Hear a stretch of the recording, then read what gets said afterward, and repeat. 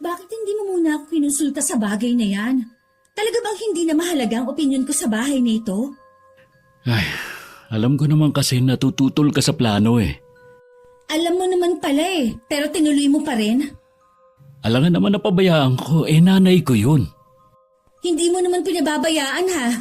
Buwan-buwan ka nagpapadala sa kanya. Ni minsan wala kang narinig sa akin. Pero ibang usapan na kung dito siya titira. Wala naman na kasing ibang mapupuntahan ng inay. Ang sama ko namang anak kung pababayaan ko siya na magpalaboy-laboy na lang sa kalsada. O di kaya makitira sa ibang kamag-anak. Ano na lang ang sasabihin nila? Ano ba kasi ang dahilan? Bakit pinapaalis ng kapatid mo ang nanay niyo sa puder niya? Wala na nga siyang gasto sa nanay niyo eh. Hindi naman alagain ng nanay niyo at malakas pa. Sabi kasi ni Kuya Damian, hindi daw kasi magkasundo ang inay at ang asawa niya. Noon pa naman kasi iba na ang ugali ng nanay mo. Malamang kung anong dahilan ng hipag mo, ganun din sa atin noon. Kaya napilitan tayong bumukod. Pansamantala lang naman sa atin ang inay. Buntis kasi ang hipag ko kaya laging may sumpong. Tsaka sabi naman ni Kuya, magbibigay siya ng panggastos para kay inay. Paano kung kami naman ang nanay mo ang mag-away? Ha? Sige nga, anong gagawin mo? Kakausapin ko ang inay na maging mabait sa'yo. Hindi naman ako papayag na para siyang siga kapag nandito na. Ikaw pa rin ang reyna sa bahay na ito. Kilala mo ko. Marunong naman akong makisama pero ayoko lang kasi na gagawin na naman niya ang ginawa niya sa akin noon. Hindi na yun mauulit. Tsaka konting panahon na lang naman ang ilalagay ng inay sa mundo. Hayaan mo na makasama ako at ng mga apo niya. Malakas pa sa kalabaw ang nanay mo. 60 pa lang siya kaya matagal pa ang buhay niya. Marami na rin yung nararamdaman sa katawan. Oh, paano? Lilinisin ko na yung isang kwarto? Ay, bahala ka nga. Huwag ka naman sana magpakita ng ganyang pag-uugali sa harap ng inay. Baka mamaya ay magtampo yun sa atin. Kung mabait na ba ang nanay mo ngayon, huwag ka mag-alala. Maayos ko siyang pakikiharapan. Ay, huwag mo naman sana akong bigyan pa ng alalahanin. Ang dami ko na nga iniisip sa trabaho eh. Pati ba naman dito sa bahay? Aba, ikaw itong nagdadala ng problema dito sa bahay natin eh. Tahimik na nga kasi tayo dito oh. Gusto mo pang dalhin sa pamamahay natin ang nanay mo? Pinaliwanag ko na nga sa'yo, di ba? Ayoko na nga makipagtalo sa'yo. Ikaw pa rin naman ang masusunod eh. Titingnan ko lang ang mga anak natin sa labas. Hindi talaga maganda ang pakiramdam ko sa pagtira ng biyanan ko sa bahay namin. Lalo na kung ang pagbabasihan ko ang naging trato niya sa akin nung bago pa lang kami nagsasama ni Adam. Mabuti na lang nalipat ng trabaho ang asawa ko. Kaya yun na naging rason para bumukod kami ng bahay. Naiwan naman sa bahay na yun ang kuya ng asawa ko, na nung mga panahon na yun ay binata pa. Nung nakaraang taon nga lang nag-asawa ang bayaw ko at kasalukuyang nagdadalang tao ang asawa. Tuwing may problema ako, wala naman akong ibang pinagsasabihan kundi ang ate Alma ko. Bakit kasi hindi ka muna tinanong ng asawa mo bago siya nagdesisyon? Yun nga ang ikinasasama ng loob ko, te. Porke ba, siya na lang nagtatrabaho sa amin eh. Babaliwalain niya na ako. Kung hindi maganda ang kutob mo, mabuti pa ngayon palang tutulan mo na. Kaysa namang magsisi ka bandang huli. Kung alam mo lang ate, mula ng araw na yon, hindi ko pa siya iniimik. Pero buo na talaga ang pasya niya na kunin ng nanay niya. Wala sanang problema kung sa inyo titira basta mabait. Katulad ng mga biyanan ko. Kakampi ko pa kapag nag-aaway kami ng asawa ko. Hindi nila kinukonsinti ang kalokohan niya. Ang swerte mo nga ate sa mga biyanan mo. Sana lahat mabait katulad nila. Swertihan lang talaga katulad sa pag-aasawa. Wala na akong magagawa pa kundi tanggapin na lang siguro na magugulo na naman ang pagsasama namin dahil sa nanay niya. Obserbahan mo muna. Baka nga mabait na gaya ng sabi ng asawa mo. Hindi ka naman siguro pababayaan ni Adam na apihin ka ng nanay niya sa sarili ninyong pamamahay. Di ba nga kaya kayo napabukod nun eh, dahil ikaw ang kinampihan niya? Oo, siguro nga. Huwag mo munang problemahin ang biyanan mo. Wala pa naman siya sa inyo eh. Hindi na nga ako makatulog sa kakaisip eh. Baka naman magkasakit ka na niyan. Aba, ingatan mo ang sarili mo. Alalahanin mo maliliit pa ang mga anak mo. Kawawa sila kapag nagkasakit ka. Hindi ko naman pinababayaan ang sarili ko, ate. Nitong mga huling araw lang naman ako hindi makatulog eh. Tigilan mo na yung pag-iisip mo ng kung ano-ano. Kung sakali mang magkaroon kayo ng problema ng biyanan mo, bukas ang bahay ko para sa inyong mag-iina. Hindi naman ganun kadali yun. Bahay namin yun. Ako ba dapat na umalis? Kung halimbawa nga na hindi kayo magkasundo, bakit ka magtitiis sa bahay nyo? Alam ko naman na hindi mo kayang palayasin ng nanay ng asawa mo. Ipagdadasal ko na lang na sana mabait na ang matandang yun. Mabuti pa nga baka sakaling tablan. Uuwi na nga pala ako. Naalala ko meron pa pala akong gagawin sa bahay bago sunduin ng mga bata sa eskwelahan. Hindi ka ba muna kakain ng merienda? Hindi nate, sa bahay na lang. Busog pa naman ako eh. Basta kapag may problema ka, punta ka lang dito, ha? Oo, te. Wala naman akong ibang pupuntahan kundi dito sa'yo. Salamat. Dumating na nga ang araw ng pagdating ng biyanan ko sa bahay. Kahit hindi ako sang-ayon sa pagtira niya sa amin, ipinagluto ko pa rin siya ng espesyal na ulam at inasikaso. Magiliw naman niya akong binate at ang dalawa niyang apo. Parang kailan lang ang liliit pa ng mga apo ko. Ngayon pareho na nag-aaral. Mabilis lang po talaga ang panahon. Mamamalaya na lang po natin mga dalaga ng mga batang yan. Dapat ingatan ninyo ang mga anak ninyo. Mas mahirap daw magpalaki ng mga batang babae, lalo na sa panahon ngayon. Oo naman po. Lagi po akong nakasubaybay sa kanila. Isa nga rin po yun sa dahilan kung bakit ako huminto sa pagtatrabaho. Tama lang naman na naging desisyon nyo na tumigil ka sa pagtatrabaho. Kaya naman kayong buhayin ng anak ko Baka po nagugutom na kayo. Nakahanda na po ang pagkain sa lamesa. Oo nga po, Nay. Pinaghandaan po talaga namin ang pagdating nyo. Nagluto ng espesyal si Marika. Nagugutom na nga ako Dito na po kayo maupo, Nay. Ang mga apo ko, hindi ba sila kakain? Pinakain ko na po sila kanina. Nagugutom na daw po kasi Hindi na pala ako nahintay. Dapat sa susunod sabay-sabay dapat ang kain. Ganun naman dapat Ay, pasensya na po kayo kung hindi na kayo nahintay. Nagugutom na po kasi sila kanina pa. Ayos lang iha. Akala ko kasi makakasabay ko silang mga apo ko. O siya, mabuti pang kumain na tayo. Mabuti pa nga po. Gutom na rin ako Ito ba ang ulam na hinanda mo, Marika? Opo, Nay. Bakit po? Masyado kasing mamantika Bawal na kasi ako sa mamantikang pagkain. Baka po itong gulay, pwede kayo? Pwede sana kaso may sahog na atay at balon-balunan. Hindi rin pwede sa akin yan. Adam, baka may natira pang ulam sa karinderya ni Aling Mel. Bilhan mo na lang ng ulam doon ng inay. Pasensya na kayo mga anak ha. Maingat kasi ako sa pagkain Hindi ako basta-basta kumakain ng ulam sa karinderya. Hindi naman natin alam kung malinis ba talaga ang pagkakaluto. Iwasan nyo nang bumili sa mga yon. Meron pa po kami dyan na dalata. Adam, ipagbukas mo na nga lang ng sardina si inay. Ano kasi Iyon na lang po, Nay. Bukas na lang po kayo ipagluluto ni Marika ng ulam na gusto nyo. Sa huli, napilitan na rin ng biyanan ko na kumain ng mga niluto ko. Humihingi naman ng pasensya ang tingin na pinupukol sa akin ni Adam. Nang magkita kami ng ate ko, ikinuwento ko sa kanya ang nangyari sa unang araw ng biyanan ko sa bahay. Hindi niya napigilan ng matawa. Naaawa din naman ako. Kaya kinabukasan binilhan ko ng mga pagkain pwede sa kanya. Sabi nga ni Adam, marami na nga daw talagang iniinda ang nanay niya. Yun daw ang sabi ng kuya niya. Sa ilang araw niya sa inyo, kumusta naman ang pakikitungo niya sa'yo?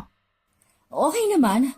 Tumutulong siya sa gawaing bahay. Nagluluto din. Minsan, siya na nagluluto sa almusal at sa baon ni Adam. Mabait din naman siya sa mga apo niya. Madalas siyang makipaglaro kahit nahahapo na.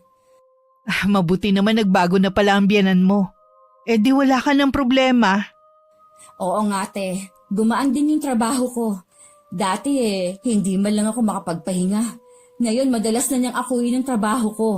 Pero sinasabihan ko rin naman na magpahinga din ka ako. Napapaisip tuloy ako kung ano nga kaya ang pinag-awayan nila ng bilas mo. Hindi ko alam, te. Hindi ko rin naman naaalala na tanungin kay Adam. Sa bagay, okay naman kayo ng biyanan mo eh. Yun ang importante. Baka nga may ugali din yung bilas mo. Ilang beses lang naman kami nakapag-usap ng bilas ko eh. Mukha naman siyang mabait. Lagi pang nakangiti. Baka nga nagbago din kasi nga buntis. Kung nandyan na ang biyanan mo, buo na ulit ang sahod na ibibigay sa iyo ng asawa mo. Alam nga naman magbigay pa siya sa nanay niya. Nasa poder niyo na nga siya. Pwede naman niyang bigyan kahit konti. Wala namang kaso sa akin yun. Hindi naman ako madamot sa ganung bagay. Sa bagay nga. Sabi nga pinagpapala lalo kapag mabuti ka sa mga biyanan mo. Siya nga pala.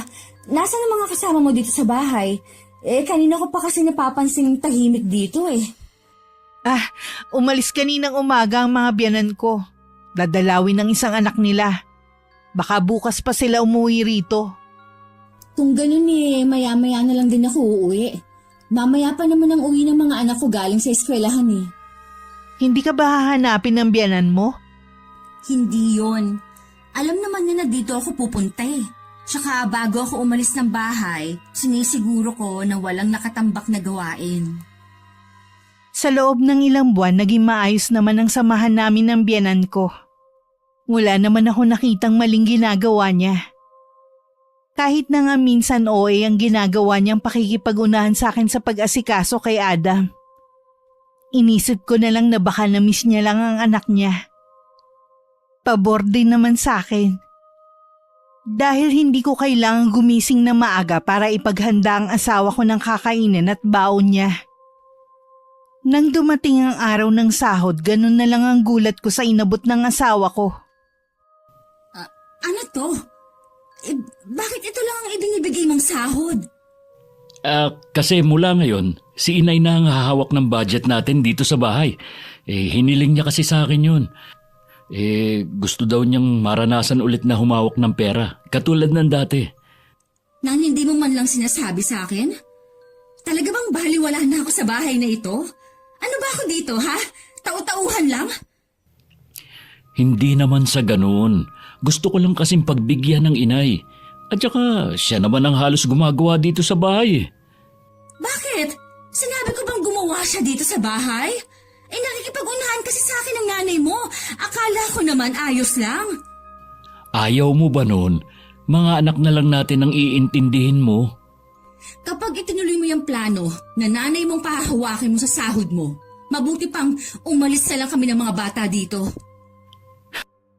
Naibigay ko na kay nanay kanina. Alangan naman bawiin ko pa. Ano? Mas nauna mo pang bigyan ng nanay mo kaysa sa akin? Wala ka kanina eh. Ang mabuti pa, magsama kayo ng nanay mo. Bahala na kayo sa bahay na to. Oh, saan ka pupunta? Sa tingin mo kaya magkakatagal pa ako sa bahay na to, ha? Pagkatapos ng ginawa mo? Mari ka naman. Pag-usapan naman natin to. Maliit na bagay lang naman palalakihin mo. Pagdating kasi sa nanay mo, lagi mo akong binabaliwala. Kaya mabuti pa, aalis na lang ako sa bahay mo. Oo na, sige na. Sa susunod na sahod hindi ko na ibibigay sa inay. Tama lang, dahil ako ang asawa mo. Ibalik mo na yung mga damit sa cabinet. Hindi naman tama na tuwing mag-aaway tayo Lagi mong panakot sa aking lalayasan mo ako. Sa tingin mo nananakot lang ako? Ha? Gagawin ko talaga ang sinasabi ko. Hindi ako nagbibiro. Sigurado na malulungkot nito ang inay. Hindi naman kita pinagbabawalan na bigyan siya Pero wag naman pati ang budget dito sa bahay, ipapahawak mo sa kanya. Wala naman kasi akong nakikitang masama eh. Akala ko nga matutuwa ka pa. Lagi ka kasing nagre-reklamo na ang hirap mag-isip ng iuulam. Natural na sa aming mga asawa yon. Aba, ang hirap naman talaga mag-isip araw-araw ng uulamin. Lalo ka na, nuknukan ka pa naman ng selan. Ang inay kabisado na mga gusto kong ulam.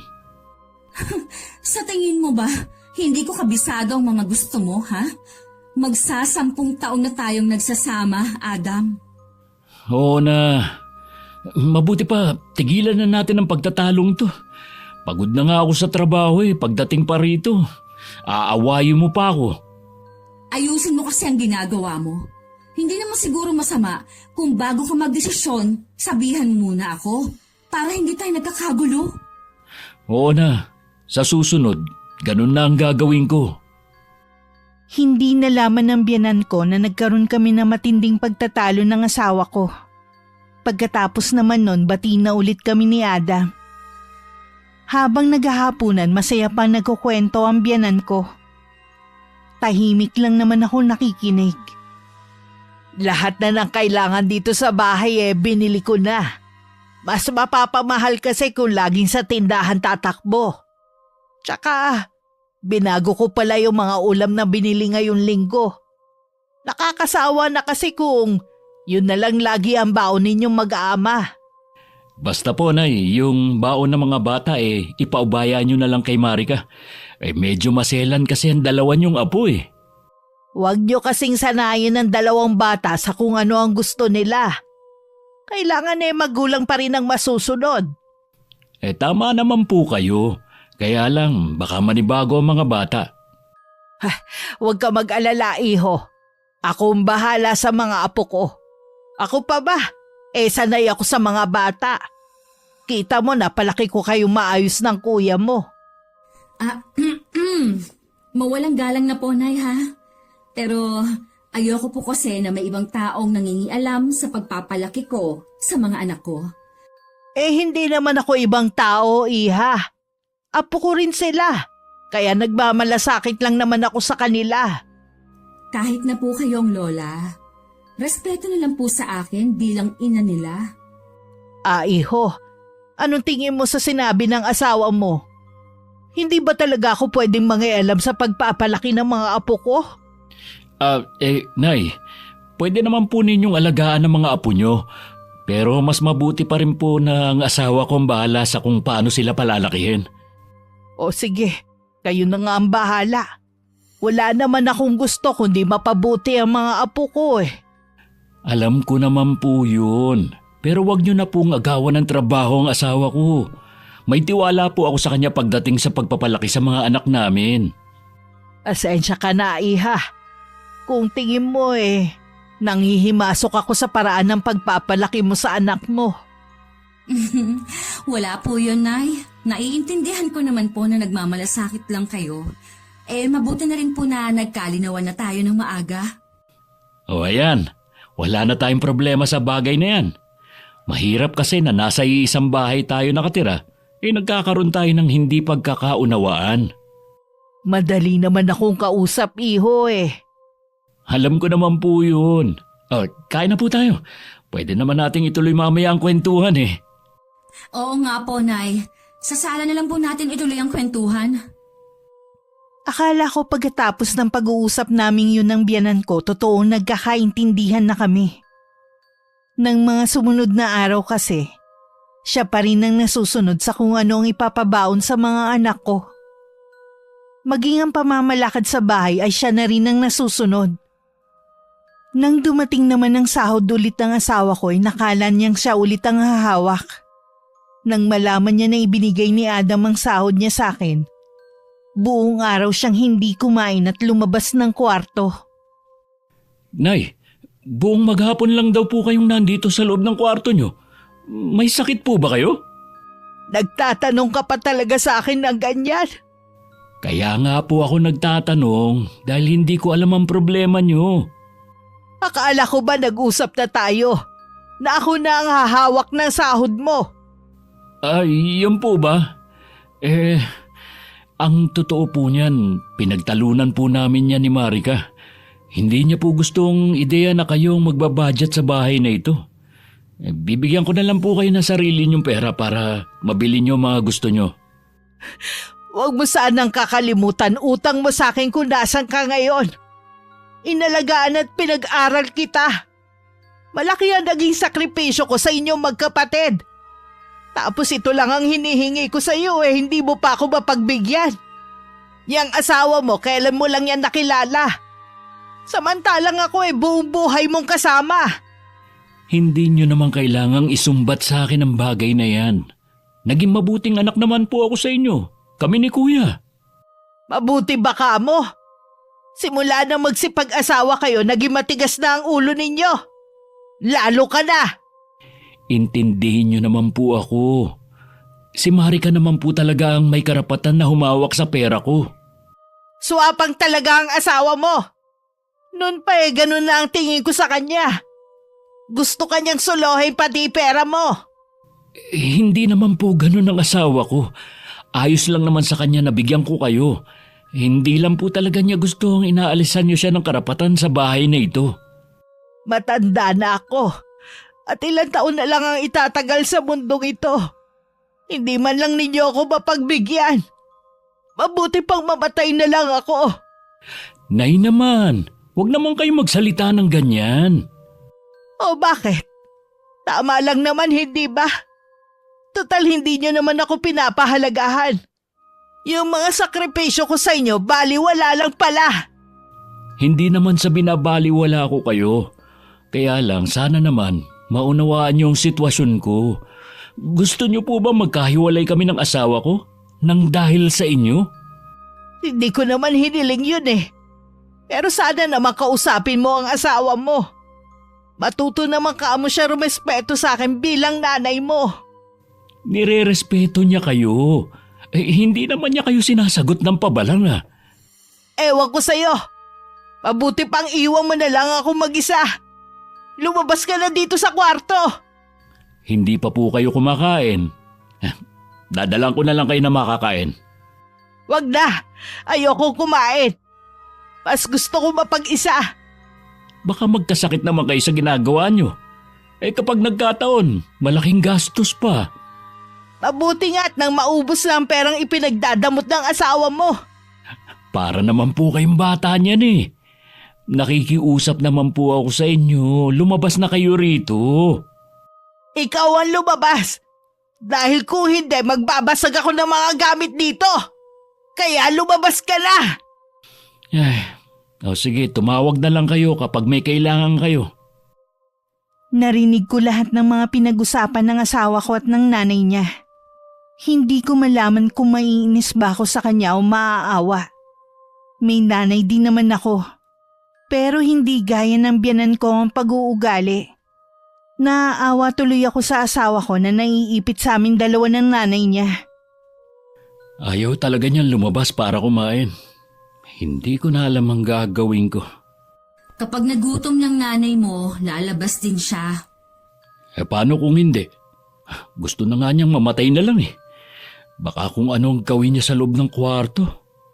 Baka nasabi niya lang yun dahil galit siya. Yun nga inaalala ko Kilala ko ang inay kapag galit. Ano ang gagawin natin? Ayaw naman makinig ng nanay mo. Yan lang ba sasabihin mo, ha? Ano bang gusto mong gawin ko?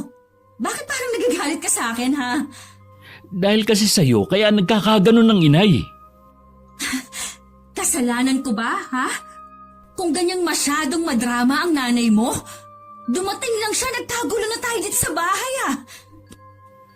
Sana kasi pinagbigyan mo na lang.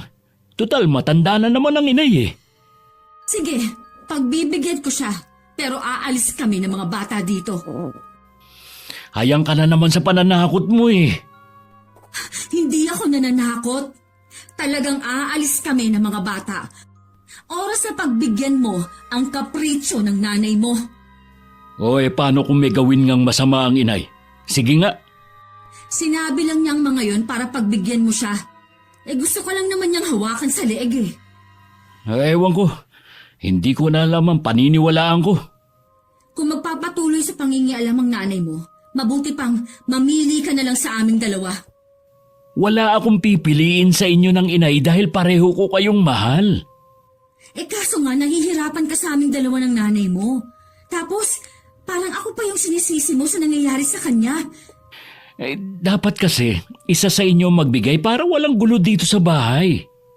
Pwes, ipaglalaban ko ang karapatan ko bilang asawa mo. At kung meron mang dapat sisihin dito, ikaw yon. Dahil padalos-dalos ka ng desisyon. Oo na, kasalanan ko na. Akala ko naman kasi maiintindihan mo ko dahil may magulang ka rin. Ang mga magulang ko, hindi naman katulad ng nanay mo. Nire-respeto nila ang pagsasama natin at hindi sila pakialamerang katulad ng nanay mo. Huwag mo naman pagsalitaan ng ganyan ng inay. Bakit? Totoo naman ha. Mula nang dumating siya dito, lahat na lang gusto niyang pakialaman. Tama na nga ang pag-uusap na to. Baka marinig pa ng inay yung mga sinasabi mo eh. Lalo pang lumala ang sitwasyon natin dito sa bahay. Mabuti nga yung marinig ng nanay mo. Baka sakaling matauhan. Dahil sa kanya, lagi tayong nag-aaway. Kinabukasan, lumabas naman na ng kwarto niya ang biyenan ko. Pero hindi niya kami iniimik na mag-asawa. Pinaghanda ko pa rin siya ng pagkain niya. Nagbilin pa si Adam na ako na ang bahalang magpasensya sa nanay niya. Pero sadya yata talagang inuubos na matandang babae ang pasensya ko. Nay, meron po ba kayong gustong ipabili? Pupunta po kasi ako ngayon sa palengke. Pwede ba, Marika? Huwag kang magbait-baitan sa harapan ko. Umalis na ang anak ko. Huwag niyo naman po kaming pahirapan, lalo na po si Adam. Siya ang mas naaapektuhan sa ginagawa ninyo eh. Hindi ko alam kung paano nagkagusto sa'yo ang anak ko eh. Hindi ka naman maganda. Siguro kasi ginayuma mo si Adam. Hindi ko po kailangan gawin yun. Sadyang mahal lang po namin ang isa't isa. Pagmamahal ba ka mo? Gas-gas na yan. Pwede naman na magsama ang dalawang tao na hindi nagmamahalan eh. Sa tingin niyo po, anong dahilan ko para makisama kay Adam? Ano pa nga ba? Nakakita ka ng matabang isda kaya hindi ka na humiwalay sa anak ko. Alam mo kasi pwede kang mabuhay reyna sa piling niya. Kita mo nga hindi ka na nagtrabaho. Si Adam po ang may gusto na hindi na ako magtrabaho para maalagaan ko ang mga anak namin at maasikaso ko ang bahay. Ah, talaga ba? Kaya pala pagdating ko dito sa bahay niyo puro kalat. Kung saan-saan naroon ng mga laruan. Puro alikabok ang buong bahay. Tambak ang mga basura. Kababae mong tao, burara ka. Akala mo yata hindi ko napapansin na pumapasok ang asawa mo na hindi man lang plinansya ang suot na polo. Ano bang klase kang asawa? Huwag niyo po akong gawa ng kwento.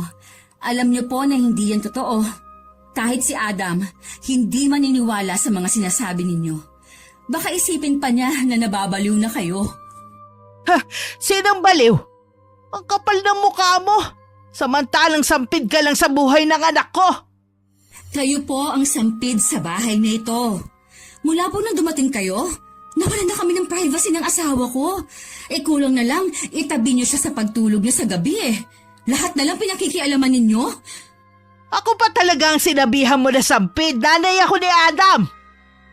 Kailan ka lang dumating sa buhay niya? Samantalang ako ang nagluwal sa kanya sa mundong ito, nag-alaga at nagpaaral. Kung hindi dahil sa akin hindi kayo magkakakilala ng anak ko. Sana pala hindi ko nilang siya binuhay noon. Sobra naman po kayo. Kung galit po kayo sa akin, huwag niyo na pong idamay ang anak ninyo. Bakit hindi? Dahil nga sa'yo kaya naging swail siyang anak. Ay. Dahil po siguro sa ugali niyong yan, kaya kayo pinaalis ng isa ninyong anak sa bahay nila. Tapos, dito naman kayo nagkakalat ng sama ng ugali ninyo. Ikaw talagang babae ka! Huwag niyo po akong pagbubuhatan ng kamay sa sarili kong pamamahay. Baka po pagsisihan ninyo, alalahanin ninyo, wala na kayong mapupuntahang iba. Sa tingin mo kaya natatakot ako sa'yo, ha? Wala kang karapatan na paalisin ako sa bahay na to. Si Adam ang nagpundar ng bahay na to, ikaw ang walang karapatan dito. Pakatandaan mo to, ha? Hanggat nabubuhay ako, hindi kita bibigyan ng katahimikan. Pagdating ni Adam noong gabi, napansin ko na parang mainit ang ulo niya. Hindi ko nalang pinansin at baka dahil lang sa trabaho. Noong gabi nagpapahinga na kami sa kwarto tsaka ako binuksan ang nangyaring pagtatalo namin ng nanay niya. Hindi ko akalaing nauna na palang nagsumbong ang nanay niya. Tinawagan pala siya habang nasa trabaho siya. Siguro kung ano-anong sinumbong ng nanay mo sa'yo. Umiiyak siya nung tumawag sa akin kanina. Sana naman kasi hindi mo nalang pinatulan. Sumusobra na kasi ang nanay mo eh. Maayos ko naman siyang kinakausap kanina. Kung ano-anong masasakit na salita mga sinabi niya. Bakit kailangan mo pa kasing pagbantaan na paaalisin siya dito sa bahay? Adam, hindi ko siya pinagbantaan na paaalisin. Siya nga itong ang daming sinasabi eh. Huwag mo sanang kalilimutan na ako nag-aakyat ng pera sa bahay na ito. Konting respeto naman sa nanay ko. Nanay mo ba ha? Nire-respeto ako mula nung dumating siya dito, ha? Tingin niya sa akin karibal niya sa'yo. Matanda na ang inay. Di ba sabi ko sa'yo, pagpasensya mo na lang. Pero ano ginawa mo? Pinapatulan mo. Matanda siyang walang pinagkatandaan. Gusto pa niya akong saktan kanina na kahit magulang ko hindi ginawa sa akin. Kaya napuno na ako sa kanya. Dahil nga sumusobra ka na rin sa pagsagot-sagot mo sa kanya. Kahit nga kami ni Kuya, hindi namin sinasagot ang inay kahit masasakit na binibitawan niya salita sa amin eh. Tapos ikaw, sasagutin mo siya sa mismong pamamahay ko pa? Talaga bang nanay mo lang ang kinakampihan mo, ha? Hindi mo malang ba tanungin ako sa totoong nangyari kanina? Pinaniwalaan mo na agad ang mga sumbong ng nanay mo eh. Anong gusto mong gawin ko, ha? Ayunan ko ang gusto mo? Paalisin ko sa bahay na to ang nanay ko? Alam mong wala na siyang mapupuntahan. Hindi niya kailangang umalis. Basta baguhin lang niya ang ugali niya. Yang ugali mong baguhin mo. Darating din ang panahon na tatanda ka. Alam ko naman yan eh. Pero hindi katulad ng nanay mo. At huwag mo sanang konsintihin ang ugali ng nanay mo dahil matanda na siya. Hindi lahat ng matanda katulad niya. Tingnan mo na lang ang mga magulang ko. Tama na nga yung pagkukumpara mo sa mga magulang mo sa nanay ko. Kahit ano pa ang sabihin mo, nanay ko yun at mahal ko. Apektado ka dahil totoo naman ang sinasabi ko. Itong tandaan mo, hanggat hindi nagbabago yung nanay mo, walang katahimikan ang bahay na to. Hinayaan ko na lang na ang biyanan ko ang mag-asikaso sa mga gamit ng asawa ko. Mula sa pagkain na babaunin at sa mga isusuot na damit. Kesa naman makipag-unahan ako sa kanya. Habang tumatagal, nararamdaman ko ang paglayo sa akin ni Adam. Pati mga anak namin napapansin na rin yun. Hindi ko naman maipaliwanag ang sitwasyon namin sa bahay. Dahil alam kong hindi pa nila maiintindihan yun. Aba, kung ganyan naman pala ang trato sa'yo ng biyanan at asawa mo, mag-isip-isip ka na. Sa totoo lang, nakakapagod na ipaglaban ang karapatan ko bilang asawa eh. Kung hindi lang sa mga anak ko, baka umalis na lang ako eh. Tama lang na layasan mo na ang asawa mo. Alam ko naman na malakas ang loob mo eh. Humingi ka na lang ng sustento kay Adam at hayaan mo na siya sa nanay niya. Magsama silang dalawa. Iniisip ko rin kasi na baka mabago pa ang sitwasyon namin sa bahay. Mahal naman kami ni Adam eh. Naguguluhan lang siya dahil na rin sa nanay niya. Ngayon lang naman kami nagkaroon ng matinding away. Ang problema nga ang biyanan mo. Ang solusyon lang sa problema mo ang umalis ang isa sa inyo sa bahay na yon. Hindi na rin naman magbabago pa ang biyanan mo eh. Masama namang ipanalangin na mamatay na siya. Baka mauna pa ang karma sa atin. Bibigyan ko pa ng isa pang pagkakataon ng pagsasama namin ni Adam. Baka sakaling isa sa mga araw na to magbago pa ang sitwasyon namin sa bahay. Ay naku, bahala ka na nga. Basta hindi ako nagkulang ng paalala sa'yo, ha? Kapag nalaman ng mga magulang natin to, panigurado, pauuwing ka nila sa bahay. Nakikiusap naman ako sa'yo, ate. Huwag kang magkukwento sa kanila ng nangyayari sa akin. O sige, hindi ako magkukwento sa kanila. Ito lang ang tandaan mo ha. Huwag ko lang talagang mababalitaan na sinasaktan ka ng biyanan mo. Dahil ako mismo ang susundo sa inyo ng mga bata sa bahay ninyo. Ibang usapan na kapag sinaktan niya ako, no? Baka tuluyan na mawala ang natitirang respeto ko sa kanya. Kumusta naman ang trato ng biyanan mo sa mga apo niya? Isa pa nga yan eh. Magiliw at mabait lang siya sa mga apo. Kapag kaharap si Adam, Plastic din pala ang matandang yun, no?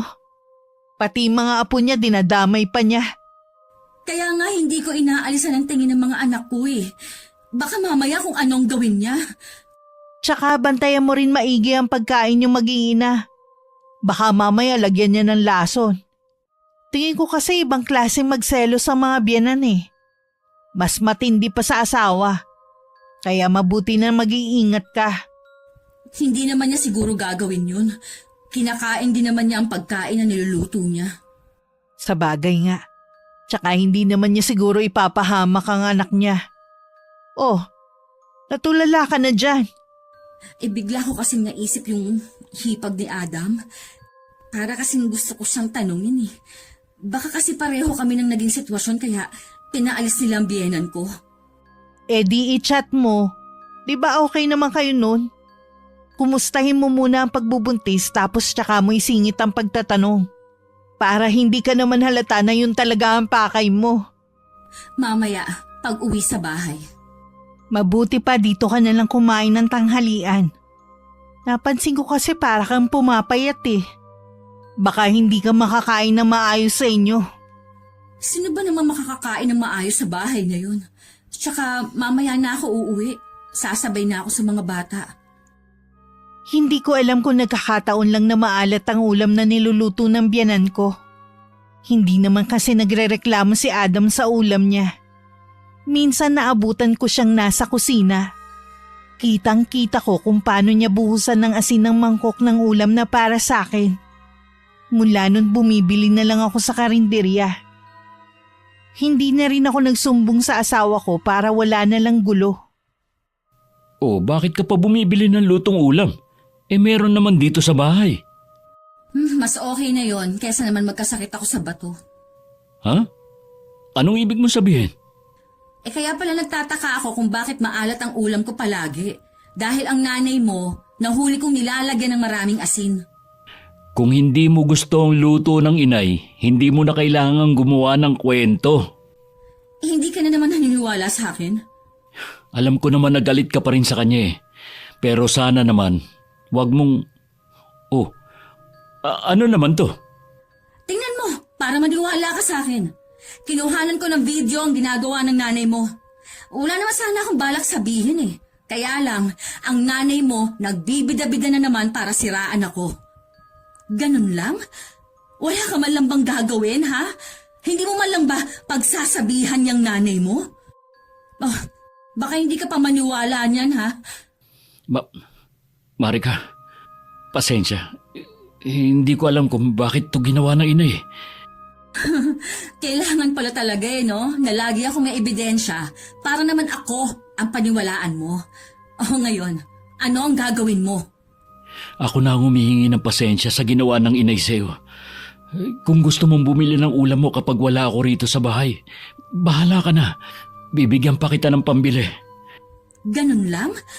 Wala ka man lang bang gagawin, ha? Hindi mo man lang ba pagsasabihan niyang nanay mo? Kasi baka kapag pinagsabihan ko ang inay, magkagulo na naman kayo. Magkakagulo talaga ng dahil sa kanya. Kung hindi ko nga ipinakita ang video na yan galit ka na naman sa akin. Ako na naman ang masama. Ganito na lang. Hindi ko na lang papansinin ang mga sumbong ng inay. Ang nanay mo pa rin ang gusto mong protektahan at kampihan. Okay, sa totoo lang, malapit na akong sumabog sa bahay nito. Kilala mo ko, Adam, kung gaano lang kaiksi ang pasensya ko. Naririndi na rin ako sa walang katapusan mong pananakot. Imbis na makapagpahinga sa bahay na to, puro sumbong pang nadadatnang ko. Kapag ako napuno, hindi na ako uuwi sa bahay na to. Nang sumunod na araw, walang pasok ang mga anak ko. Kaya inunahan ko na ang biyanan ko sa pagluluto. Naabutan na niya ako sa kusina. Kitang-kita naman sa kanya mukha ang disgusto na madatnan ako doon. Ang aga mo naman yata magluto ngayon, iha. Tsaka hindi ba bumibili ka na ng ulam mo? Gusto ko pong lutuan ng mga bata. Di sana hinintay mo na lang ako makapagluto.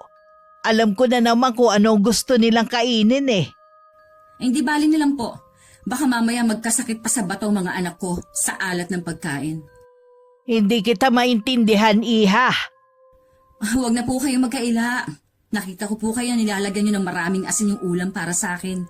Kaya pala lagi ninyong binubukod. Sinabi mo ba to kay Adam? Oo naman po. Kaya kahit anong sumbong ninyo, hindi na siya maniniwala sa inyo.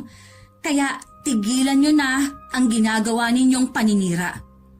Walang yaka talagang babae ka. Oh, ako pa ba? Samantalang kayo itong ang daming ginagawang masama ah. Pagsisisihan mo ginawa mong to. Sinisiguro ko sa'yo sa gagawin ko, hihiwalayan ka na ng anak ko. Good luck na lang po sa masama ninyong plano. Tandaan niyo lang po, kahit kailan, hindi nagtatagumpay ang kasamaan. Ikaw ang masama dito. Huwag po kayo sumigaw. Natatakot po sa inyong mga bata, oh. Wala akong pakialam. Nabubwisit na rin ako sa mga anak mo. Tuwing nandito sa bahay wala nang ginawa kundi ang mag-ingay at magkalat. Wala nang kaayusan ng bahay na to nang dahil sa inyo. Natural lang po sa mga batang makalat maglaro. Pero kita naman po ninyo, marunong silang magligpit pagkatapos. Ang alam ko lang nagmana sa'yo ang dalawang batang yan. Kaya tama lang na isama mo sila sa pag-alis mo sa bahay na to. Mga apo po ninyo ang pinagsasalitaan nyo ng ganyan? Ni konti po ba? Wala kayong pagmamahal sa kanila? Hindi ko apo ang mga batang yan. Kaya wala akong pagmamahal sa kanila. Ngayon ko pinagsisisihan kung bakit ako pumayag na tumira kayo dito. Kayo palang sisira sa pamilyang iniingatan ko ng ilang taon. Sa ayaw at sa gusto mo, dito talaga ako titira. Dahil hindi ako kayang pabayaan ng anak ko. Tapos na po ako magluto. Kayo naman po ang magluto ng pagkain ninyo. Sakto lang kasi sa amin ang mga anak kong pagkain na niluto ko O mga anak, doon na lang tayo sa kwarto kumain. Mula nang magkasagutan kami ng biyenan ko, iniwasan ko na siya. Hindi na rin ako sumasabay sa kanila ng asawa kong kumain. Lagi kong dahilan, busog pa ako. Isang araw na walang pasok ang mga anak ko, sa bahay ng ate ko kami tumambay. Pag uwi namin sa bahay, wala ang biyenan ko na ipinagtaka ko. Naisip ko na baka meron lang binili sa labas. Pero hanggang makauwi si Adam, wala pa rin ang nanay niya. Bakit kaya wala pa ang inay? Saan kaya siya nagpunta? Hindi kaya nagpunta lang siya sa mga kamag-anak ninyo? Wala kaming kamag-anak na malapit dito. Hindi ba kayo nag-away na naman ng inay? Pansin mo naman na umiiwas na ako.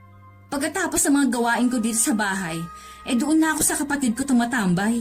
Umuuwi na lang ako kapag tapos na ang mga klase ng mga bata.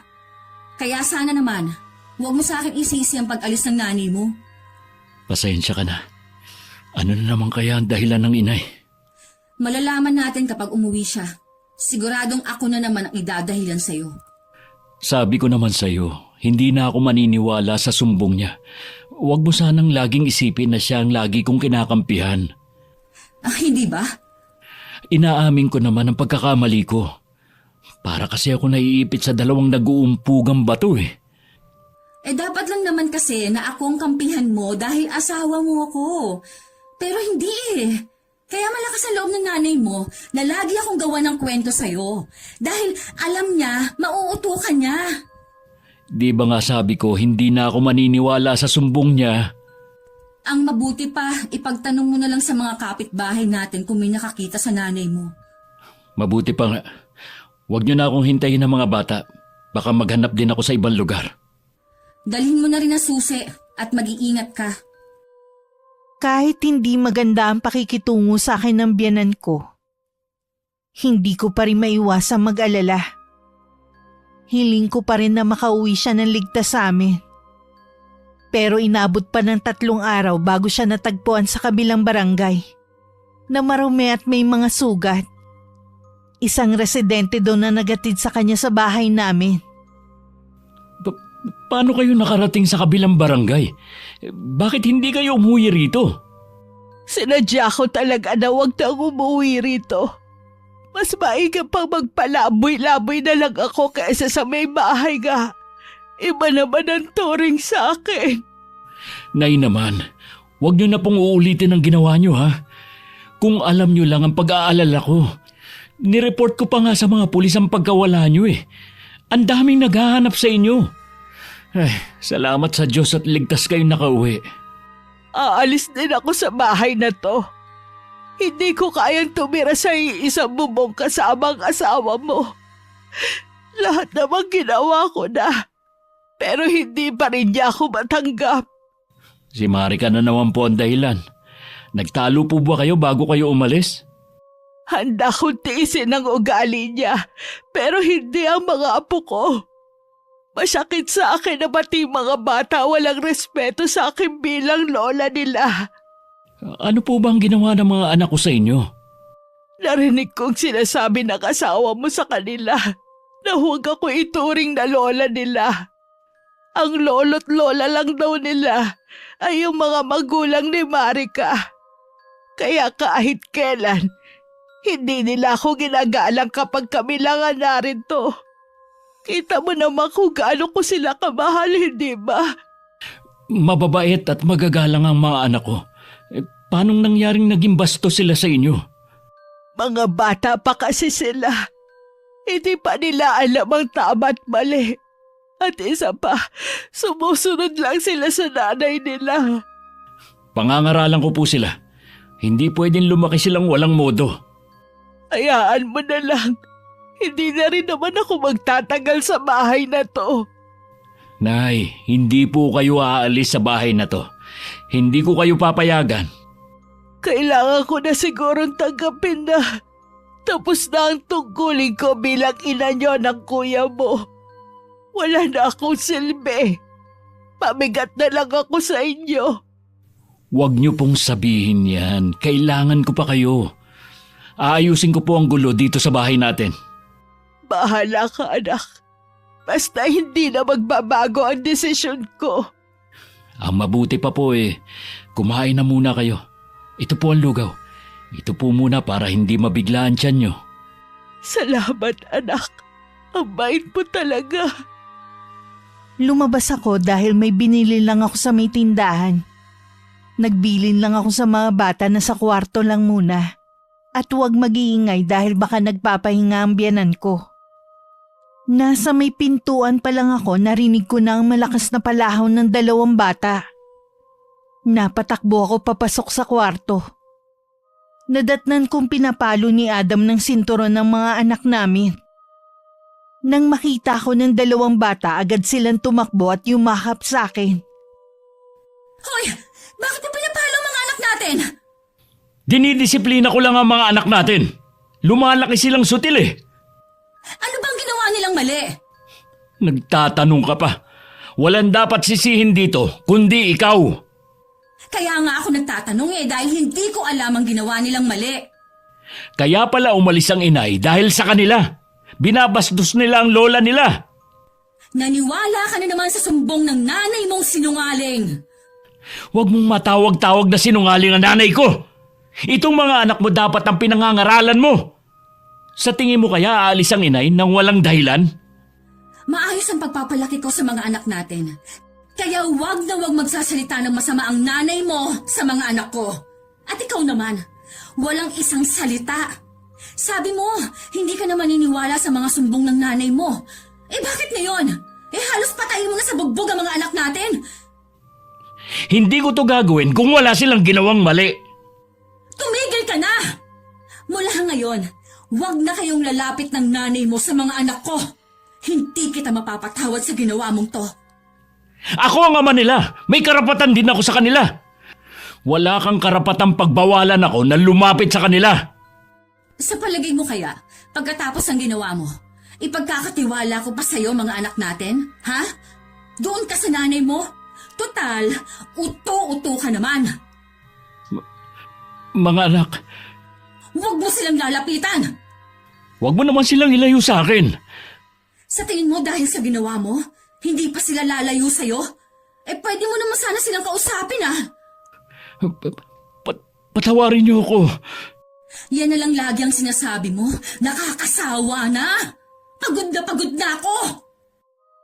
Dahil sa nararamdaman kong galit at sama ng loob, sinugod ko sa kwarto niya ang biyanan ko. Kasunod ko naman si Adam na pinipigilan ako.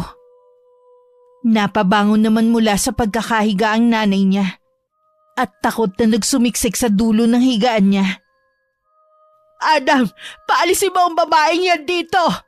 Baka kung ano ang gawin niya sa akin! Tigilan niyo po ang drama niyo. Kapag wala si Adam, lumalabas ang tunay niyong pagkatao.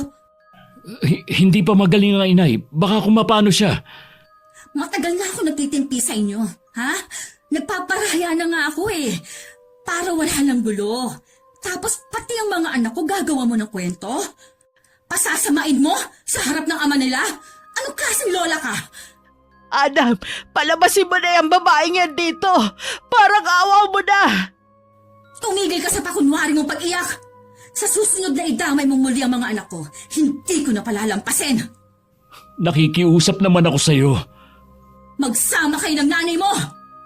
Marika, teka lang. Adam, hayaan mo na siya. Mas kailangan kita. Ayos lang po ba kayo? Natatakot ako sa kanya. Hindi ka po sasaktan ni Marika. Nagalit lang siya dahil nasaktan ko mga anak namin. Dahil ba sa akin kaya mo yung nagawa sa mga apo ko? Gusto ko lang naman silang disiplinahin. Wala namang kasalanan ng mga apo ko kundi ang ina nila. Magtapat nga po kayo. Binastos ba kayo ng mga anak ko? Adam, kasi... Nay naman, napalo ko ang mga anak ko dahil akala ko binastos kayo. Bakit kailangan pati bata idamay niyo sa galit niyo kay Marika? Patawarin mo ko, anak. Huwag niyo akong daanin sa pag-iyak. Dahil sa inyo, posibleng lumayo sa akin ang loob ng mga anak ko. Aalis na lang ako sa bahay na to. Hindi po kayo aalis dito. Huwag niyo nang dagdagan sana mga problema ko. Ang hiling ko lang po, makipag-ayos na kayo kay Marika. Hindi ko alam kung kaya ko. Kung hindi kayo makikipag-ayos, habang buhay ng magulong pamilyang ito. Kinabukasan habang naghahanda ng pagkain ng mga bata, yumakap mula sa likuran ko si Adam. Paulit-ulit din niyang ibinubulong ang paghingi ng kapatawaran. Nangako pa siyang babawi sa amin ng mga bata. Sa linggo, ipapasyal ko kayo ng mga bata. Kakain din tayo sa restaurant na madalas nating kainan. Siguradong matutuwa ang mga bata. Matagal na rin nung huli tayong nakapasyal Tuwing nagpaplano kasi tayo, biglang nagkakasakit ang nanay mo. Sana naman sa linggo, hindi siya magkasakit. Pwede naman nating siyang isama kung gusto niya. Gusto ko sanang tayo lang ng mga bata ang umalis sa araw na yon. O sige, pwede naman. Alang-alang sa mga bata, kaya gusto kitang bigyan ng pagkakataon para ayusin ang pagsasama natin. Huwag mo na sanang hayaan na sirain ang nanay mo. Umaasa pa rin ako na balang araw, magkakaayos kayo ng inay. Malabo nang mangyari yan. Pagkatapos sa mga ginawa niya sa mga anak ko, huwag ka mag-alala. Wala akong gagawin sa kanya. Ayoko lang siyang makasabay sa hapagkainan at makasama sa mga lakad natin. Hindi rin kita pagbabawalan na bigyan siya ng pera. Basta ako lang ang mag-aasikaso sa inyong mag-aama ko. Kung yan ang gusto mo mangyari, baka hindi na nga kayo magkasundo. Hindi mo na ako mapipilit pa. Kung gusto mong tuluyan kong kalimutan ang ginawa mo sa mga anak natin, huwag mo nang iparamdam sa akin na lagi mo nalang ipagtatanggol ang nanay mo. Okay, sige. Baka mag-away na naman tayo Ito ba ang baon ko? Oo. Mag-almusal ka na rin. Iahanda ko lang ang isusuot mo. Ang mga bata ba hindi mo pagigisingin? Mamaya pa ang pasok nila kaya maya-maya ako na lang sila gigisingin. Gusto ko sana makapagpaalam bago ako pumasok sa trabaho. Huwag na muna siguro. May takot pa kasi ang mga bata dahil sa nangyari kagabi. O sige, pag-uwi ko na lang. Magdadala ako ng pasalubong para sa kanila. Mababait naman ang mga anak natin hindi ko naman sila tinuruan na magtanim ng galit. Kaya natitiyak kong mapapatawad ka rin nila. Bigyan mo lang sila ng kaunting panahon. Kung alam mo lang na halos hindi ako makatulog sa kakaisip sa nangyari. Binabagabag ako ng konsensya ko. Isang tabi mo na muna yan. Baka mamaya maapektuhan ng trabaho. Oo nga. Namiss ko rin itong pag-aasikaso mo sa akin sa umaga. Mas nagkaroon ako ng kapayapaan nang tuluyan na ako nawalan ng pakialam sa biyanan ko. Para na lang siyang hangin na dumadaan sa harap ko. Hindi ko na rin siya hinahayaan na mangialam sa mga ginagawa ko sa bahay. Dahil matagal-tagal na rin akong hindi nakakadalaw sa kapatid ko, dinalaw ko siya ng araw na yon. Oh, ayos ka lang ba? Bakit parang namumutla ka yata? Ewan ko ba? Parang ang bigat lagi ng pakiramdam ko. Madalas ding sumasakit ang tiyan ko. Nagpa-check up ka na ba? Hindi pa. Baka mawala rin to. Iniisip ko kasi baka sa kinakain ko din. Baka hindi ko namalayan. Napanisan na pala kami ng ulam dahil sa init ng panahon ngayon. Ikaw naman kasi may ref naman kayo, bakit hindi mo dun ilagay? Buti hindi nakakain ng mga anak mo. Tinatanong ko nga sila kung panis baka ako ang ulam nila sa tanghalian hindi naman daw. Kahit si Adam, tinanong ko rin, hindi rin daw. Mainit kasi sa kusina nyo. Kaya ilagay mo sa ref yung tirang ulam sa umaga. Tapos initin mo na lang sa tanghali. Ganun na nga ang gagawin ko. Kapag hindi pa rin bumuti yung lagay ko magpapacheck up na ako sa 1 linggo. Maiba nga pala ako, kumusta kayo ng biyanan mo? Nangingialam pa ba? Hindi na. Kapag nasa sala o kusina ako, madalas siyang magkulong sa kwarto niya. Minsan, nahuhuli ko siya na ang sama ng tingin sa akin. Hindi ko na lang pinapansin. Nakakailang ang may kasama na ganyan sa bahay. Oo. Kaya lang nanay pa rin siya ni Adam. Sabi ko lang sa kanya, huwag niyang ipilit na magbati kami ng nanay niya dahil hindi na yon mangyayari. Pagkatapos ng ginawa niya sa mga anak ko. Grabe, may mga tao pala na katulad ng biyanan mo. Imbis na maawa ako sa kanya, ni kaunting simpatsya, wala na tuloy. Sana naman kasi matutong mamagitan si Adam. Hindi yung ipaparamdam sa'yo na mas kampi siya sa nanay niya. Oras na may gawin ulit ng nanay niya at kampihan na naman niya, iiwanan namin siya ng mga anak niya. Kahit kasi bumawi na siya sa mga anak niya, hindi ko pa rin makalimutan ang ginawa niyang pananakit sa kanila. Kahit naman sinong ina, mahihirapan tanggapin na lang basta ang ginawa niya. Nung ikinuwento mo nga, nangilabot ako Sa liit ba naman ng mga katawan ng 2 mong anak papaluin ng sinturon sa likod. Hanggang ngayon, may latay pa rin. Kaya tuwing nakikita ko, naiiyak pa rin ako. Kaya hindi ko magawang patawarin ng lola nila. Dahil sa kanya, kaya nagawa yun ni Adam. Meron nga pala akong itatanong. Muntik ko nang makalimutan. Sumagot na ba ang hipag ni Adam? Nung isang araw lang siya sumagot. Lagi daw kasi masama ang pakiramdam niya. Kaya bihira siyang humawak ng cellphone. Hindi daw siya pwedeng magsalita laban sa biyenan namin. Dahil pinagbawalan siya ng asawa. Sabi lang niya sa akin, may sayad nga daw ang matandang yon, kaya mag-iingat kami. Nakakatakot naman pala. Pero kung pagbabasihan ng kwento mo, parang may sayad nga talaga. Mas mag-iingat kayo ng mga bata. I-chat o tawagan mo lang ako, ha? Hindi naman siguro kami pababayaan ni Adam kung sakali man na naloloka na nga ang nanay niya. Pag-uwi sa bahay, hindi na malayan ng biyanan ko na dumating na ako. Nakita ko siyang lumabas ng banyo na may kung anong hawak sa kanyang kamay. Dala ng kuryosidad, sinundan ko siya hanggang sa kusina. Ganun na lang ang panlalaki ng mga mata ko nang makita ko ang ginagawa niya. Inilalagay niya sa ulam ko ang sarili niyang dumi. Nang araw ding yun umalis kami ng mga bata sa bahay na yun. Kahit ang kapatid ko hindi makapaniwala sa nalaman ko. Doon na rin kami pinuntahan ni Adam. Ano bang kalokohan to, Marika? Sa tingin mo kaya maniniwala ako sa mga sinabi mo? Alam ko namang mahirap paniwalaan pero nagsasabi ako ng totoo. Nasaan ang ebidensya mo? Wala akong ebidensya dahil nabigla rin ako sa nasaksihan ko. Ang mabuti pa, umuwi na kayo ng mga bata sa bahay. Magharap-harap tayo ng inay. Hindi kami uuwi hanggat nandun ang nanay mo. Baka mas matindi pa doon ang gawin niya. Anong gusto mo, palayasin ko ang sarili kong ina? Wala akong pakialam. Basta ayoko na makasama ang nanay mong nakakadiri. Kung hindi kayo uuwi sa atin, wala akong sustentong ibibigay sa inyo. Hindi ako natatakot kung hindi ka magbibigay. Bahala ka na sa buhay mo. Magsama kayo ng nanay mong baliw. Huwag mong tatawagin baliw ang nanay ko. Wala ka talagang galang. Pagkatapos ng mga ibinigay ko sa'yo, ito pa ay gaganti mo.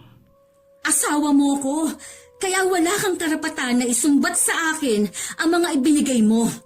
Ang mabuti pa, umalis ka na lang. Umuwi ka na sa nanay mo. Bakit ba ang tigas ng ulo mo, ha?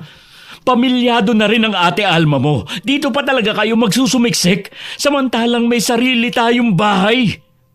Kung ayaw umalis ang nanay mo sa bahay na yon, edi tayo ang bumukod. Ipaubaya mo na sa kanyang bahay na yon. E total, lagi mong bukang bibig na wala siyang ibang mapupuntahan. Hindi ganun kadali ang gusto mong mangyari. Ang hirap magsimula muli. Walang imposible kung gugustuhin natin. Kesa naman kasama natin ang nanay mo, hindi ko alam kung ano pa ang pwede niyang gawin eh. Nakikiusap ako sa'yo. Isipin mo naman ang mga bata. Kaya nga umalis kami doon dahil iniisip kong kapakanan nila. Kailan ka ba matatauhan na merong kakaiba dyan sa nanay mo, ha? Kahit ano pa ang sabihin mo, nanay ko pa rin siya. Matanda na naman siya. Intindihin mo na lang. Ikaw lang naman na nakakaintindi sa nanay mo. Di kayo na lang ang magsama. Basta, buo na ang pasya ko na hindi kami uuwi. Patuloy pa kami sa pagtatalo ng awatin na kami ni Ate Alma. Pinauwi niya na muna ang asawa ko at sinabihang tsaka na lang bumalik. Pero yun na ang huling sandali na nagpakita sa amin si Adam. Hanggang sa dapuan ako ng kakaibang sakit. Ano nga kaya ang sakit mo? Bakit lahat ng doktor sinasabi na wala kang sakit? Mga mahihina yata ang mga doktor na tumingin sa iyo Namamanas ka na nga Ang laki pa ng tiyan mo na para kang buntis. Hindi ba nila nakikita na hirap ka na?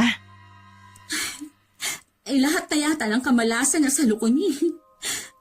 Hindi ako naaawa sa sarili ko, kundi sa mga anak ko. Hindi ko na sila maasikaso Nakausap ko nga pala ang mga magulang natin. Sinabi ko na ang sitwasyon mo. Kung hindi ka raw mapagaling ng mga doktor, umuwi na lang kayo ng mga bata sa atin. Mabuti pa nga siguro. Wala na rin mang pakialam sa amin si Adam. Isa pa yung asawa mo. Pinuntahan ko nga sa bahay nyo. Yung nanay ang humarap sa akin. Ipinagtabuyan lang ako at sinabi na wala nang pakialam sa inyo ang asawa mo. Totoo nga siguro. Kahit mga anak niya, hindi na niya naaalalang dalawin man lang. Kapag nakauwi na kayo sa atin, magiging maayos na ang lagay ninyong mag-iina. Salamat ate. Hindi mo kami pinabayaan ng mga anak ko. Sino pa bang magdadamayan kundi tayong magkapatid? Sige na, matulog ka na. Ilang gabi ka ng puyat. Bumawi ka na ngayon ng tulog. Nahihirapan kasi akong matulog Tuwing mahihimbing na ako. Tsaka naman na parang merong bumubulong sa akin. Imahinasyon mo lang yun dahil nga may sakit ka. Pakiramdam ko ba parang sinusundo na ako ni kamatayan? Lagi kasi akong nakakakita ng itim na dumadaan sa harapan ko. Kaya nga ayokong pinapatay mong ilaw. Lagi naman ako nandito. Wala naman ako napapansin na kakaiba kaya baka nananaginip ka lang. Dahil sa mga anak ko kaya patuloy akong lumalaban. Tama ang rason para lumaban. May gusto ka bang kainin o nauuhaw ka ba? Mas gusto kong matulog, te. Sige, matulog ka na. Babantayan kita. Marahan pang minasahay ni Ate Alma ang mga daliri ko sa kamay. Hanggang makatulog na nga ako. Nang matiyak na tulog na ako, iiwan na sana ako ng kapatid ko nang makita niyang may lumabas na mga ipis sa bibig ko. Dun niya na sigurong may bumabarang sa akin. Pagka-uwi namin sa probinsya, dun lang ipinagtapat sa akin ni Ate Alma ang lahat. Ate, bakit ako pa? Ganun ba ako kasama para ipabarang? Paano mga anak ko? Maliliit pa sila, ate. Huwag kang matakot. May magaling na manggagamot na kilala sina inay. Nung sabihin ko sa kanila ang kalagayan mo at hindi nga malaman ng doktor ang sakit mo, nagkahinala na rin pala sila sa tunay mong sakit. Kaya pinauwi ka nila dito. Iisa lang ang taong naiisip ko na gagawa nito sa akin. Ang biyanan ko. Huwag kang mag-alala, babalik din sa kanya ang ginawa niya sa'yo. Kailan may pupuntang albularyo dito? Sinundo na siya ng itay ngayon. Lalabanan kong sakit na to, ano man ang mangyari. Alang-alang sa mga anak ko. Sabayan mo ng dasal. Sigurado ang paggaling mo. Alam kaya ito ni Adam? Bakit hanggang ngayon hindi pa siya nagpapakita sa amin? Kahit wala siya, nandito kaming pamilya mo para damayan ka. Hindi ka namin pababayaan. Sa bagay, kahit malaman niya ang ginagawa ng nanay niya, doon pa rin siya kakampi. Kaya nga mabuti pang wag na lang siyang magpakita sa inyo. Baka kasi kung ano pang magawa ng itay sa kanya. Ang mga anak ko pala, nasaan sila? Dinala muna sila ni inay sa bahay ng isa nating kapatid. Ayaw niya kasi na makita ng mga bata ang kalagayan mo Huwag kang mag-alala, inaalagaan sila doon. May mga kalaro din silang mga bata, kaya malilibang sila. Mula nang hindi na magpakita sa amin ang ama nila, hindi naman nila hinahanap pa. Nasanay kasi sila na ikaw ang lagi nilang kasama. Kaya huwag kang mawawala ng pag-asa para sa kanila. Oo, te. Hindi ako panghihinaan ng loob. Dahil sa isang isla pa nakatira ang manggagamot, gabi na sila dumating. Namimilipit na ako sa matinding sakit ng tiyan. Kanina pa rin ako suka ng maitim at malansang likido. Hindi ko na rin nakikilala ang mga nasa paligid ko. Kaya kinailangan na rin akong itali dahil sa pagwawala ko. Pakawalan din niyo ako dito! Humanda kayo sa akin oras na makawala ako sa tali na to! Pagbabayarin ko kayo ng mahal! Matindi ang galit ng taong may gawa nito sa'yo. Pero kaya kong lunasan ang sakit mo at ibalik ka sa dati. Salamat naman po, Tata Simeon. Biyanan niya po ang nagpabarang sa kapatid ko. Matinding selos at galit ang pinag-ugatan ng lahat. Ibabalik ko sa taong yun ang sumpa na iginawad niya sa kapatid mo. Alam ko naman kasi na hindi niya babawiin ang ginawa niya. Kaya mabuting ganun din ang gawin ko. Malapit ka nang gumaling, Marika. Konting tiis na lang. Ayoko! Hindi na ako gagaling! Pakawalan niyo ako! Para na siyang nawawala sa kanyang katinuan. Dahil yan sa matinding hirap na pinagdadaanan niya. Hayop talaga ang matandang yun. Walang ginawang masama sa kanya ang kapatid ko para ipabarang niya. Hindi lahat ng pinababarang ay may kasalanan. Madalas dala lamang ng matinding selos at inggit sa kapwa. Tata Simeon, ano nangyayari sa kapatid ko? Bakit niya himatay? Huwag kang lumapit sa kanya. Diyan ka lang. May malay siya.